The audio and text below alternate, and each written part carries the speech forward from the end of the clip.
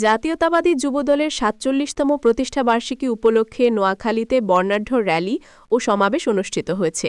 এ সময় বাদ্যবাজনা বাজিয়ে নেচে গেয়ে র্যালিতে অংশ নেন শত শত নেতাকর্মীরা। সোমবার বিকেলে মাইজদি বিশ্বনাথের সামনে থেকে নোয়াখালী পৌর যুবদলের সাধারণ সম্পাদক পদপ্রার্থী মোহাম্মদ আবুল খায়ের সোহেলের নেতৃত্বে র্যালিটি শুরু হয়ে পৌর শহরের প্রধান প্রধান সড়ক প্রদক্ষিণ করে শহীদ মিনার গিয়ে সমাবেশে মিলিত হয়।